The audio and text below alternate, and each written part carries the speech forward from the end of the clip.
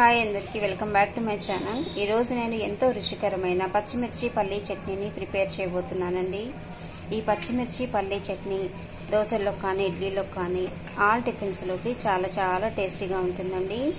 All tiffins లోకి మనము combination గా ఈ చట్నీ మనం ప్రిపేర్ చేసుకొని తినొచ్చు, చాలా టేస్టీగా ఉంటుందండి। దోశలు కానీ ఇడ్లీలు కానీ ఒకటికి 4 తినేస్తారండి, అంత టేస్టీగా ఉంటుంది ఈ పచ్చిమిర్చి పల్లీ చట్నీ। ఒకసారి మీరు కూడా ఇలా ఇంట్లో ట్రై చేయండి। ఇప్పుడు మనం ఈ రెసిపీని ఎలా ప్రిపేర్ చేసుకోవాలో ఇప్పుడు మనం తెలుసుకుందాం రండి। పచ్చిమిర్చి పల్లీ చట్నీ తయారీ విధానం కోసం ముందుగా మనం స్టవ్ వెలిగించుకొని ప్యాన్ పెట్టుకోవాలి। ఇందులోనే తగినంత ఆయిల్ యాడ్ చేసుకోవాలండి। ఆయిల్ యాడ్ చేసుకున్న తర్వాత ఇందులోనే ఇప్పుడు మనం పల్లీలను వేయించుకోవాలి। ఆయిల్ బాగా వేడైన తర్వాత నేను ఒక 100 గ్రాముల పల్లీలను తీసుకున్నానండి, ఈ ఆయిల్లో వేసుకొని వేయించుకోవాలి।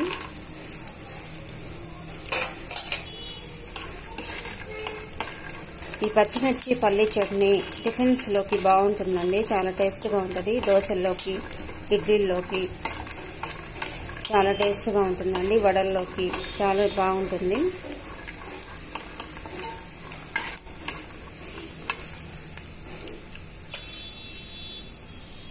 ఇప్పుడు మనం ఇందులోనే 1 టేబుల్ స్పూన్ జీలకర్రని యాడ్ చేసుకోవాలి।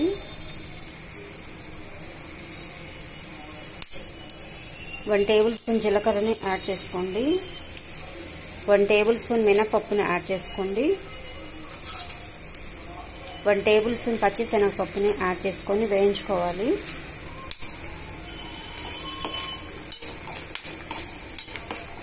ఇవన్నీ బాగా వేగిపోయిన తర్వాత ఇందులోనే పచ్చిమిర్చి కూడా యాడ్ చేసుకోవాలండి।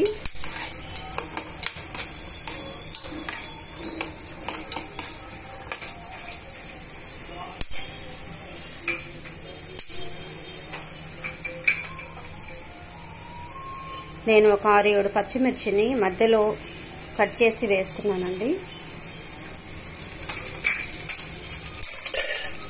ఇలా మధ్యలో కట్ చేసి వేసుకోవడం వల్ల మిరపకాయలు చిట్లకుండా ఉంటాయండి।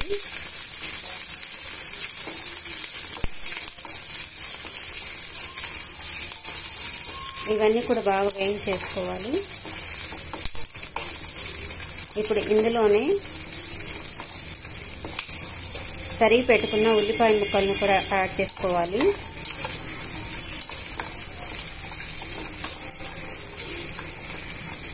ఇవన్నీ బాగా వేయించేసుకోవాలండి।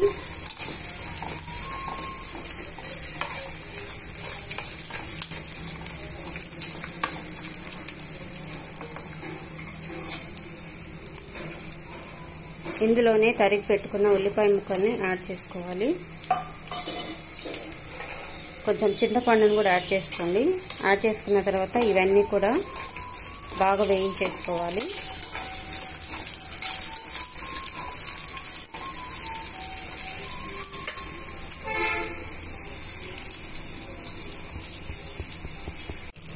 పల్లీలు బాగా వేగిపోయాయండి। ఇప్పుడు ఇందులోనే మనము దంచి పెట్టుకున్న వెల్లుల్లిపాయలను యాడ్ చేసుకోవాలి। ఒక 3 నుంచి 4 వెల్లుల్లిపాయ రెబ్బలను తీసుకొని దంచి వేసుకోండి। ఇప్పుడు ఇవన్నీ వేగిన తర్వాత ఇందులోనే మనం కరివేపాకును కూడా యాడ్ చేసుకోవాలి। ఇలా దోరగా వేయించేసుకోండి। ఇందులోనే కాస్త కరివేపాకును కూడా యాడ్ చేసుకోవాలి। యాడ్ చేసుకున్న తర్వాత ఇవన్నీ కూడా బాగా వేయించుకోవాలి, దోరగా వేయించుకోవాలి।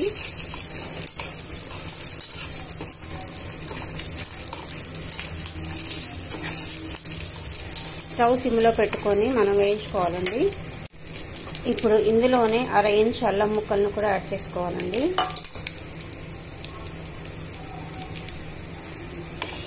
అల్లం ముక్కలను యాడ్ చేసుకున్న తర్వాత ఇవన్నీ కూడా వేయించేసుకొని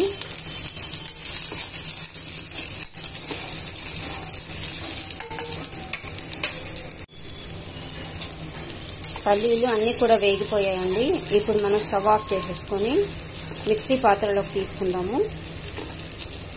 మిక్సీ పాత్రలోకి వేసుకొని తగినంత ఉప్పు వేసుకొని మెత్తగా గ్రైండ్ చేసుకోవాలి। పల్లీల్ని చల్లార్చుకొని ఒక మిక్సీ పాత్రలోకి తీసుకోవాలి. ఇప్పుడు మనం తగినంత ఉప్పుని యాడ్ చేసుకోవాలి. మీ రుచికి సరిపడా ఉప్పుని యాడ్ చేసుకొని మూత పెట్టుకొని మెత్తగా గ్రైండ్ చేసుకోవాలండి. ఒకసారి మనం మూత తీసి చూద్దామండి. పచ్చడి మెత్తగా గ్రైండ్ అయిపోయిందండి. ఇప్పుడు మనం ఈ పచ్చడిని ఒక బౌల్లోకి తీసేసుకొని పోపు పెట్టేసుకుందామండి. స్టవ్ వెలిగించుకొని ప్యాన్ పెట్టుకోవాలి. ఇప్పుడు మనం పోపుకి సరిపడా ఆయిల్ని వేసుకోవాలి. ఆయిల్ని వేసుకున్న తర్వాత ఆయిల్ని బాగా వేడి కానివ్వాలండి. ఆయిల్ వేడైపోయిందండి. మనం స్టవ్ సిమ్లో పెట్టుకొని ఇందులోనే పోపు దినుసులన్నీ కూడా యాడ్ చేసుకోవాలి. 1 టేబుల్ స్పూన్ ఆవాలు, 1 టేబుల్ స్పూన్ జీలకర్ర, 1 టేబుల్ స్పూన్ మినపప్పు, 1 టేబుల్ స్పూన్ పచ్చిశనగపప్పును యాడ్ చేసుకోవాలి. ఇప్పుడు మనం ఇందులోనే తుంచి పెట్టుకున్న ఎండుమిర్చిని తర్వాత కరివేపాకుని కూడా యాడ్ చేసుకోవాలి. యాడ్ చేసుకున్న తర్వాత పోపునంతా కూడా బాగా వేయించుకోవాలి. పోపు అంతా కూడా బాగా వేగిపోయిందండి. ఇప్పుడు మనం స్టవ్ ఆఫ్ చేసేసుకొని ఈ పోపుని చల్లార్చుకొని పచ్చళ్ళలో యాడ్ చేసుకోవాలి. పోపు బాగా చల్లారిపోయిందండి. ఇప్పుడు మనం ఈ పోపుని పచ్చళ్ళలో యాడ్ చేసుకున్నాము.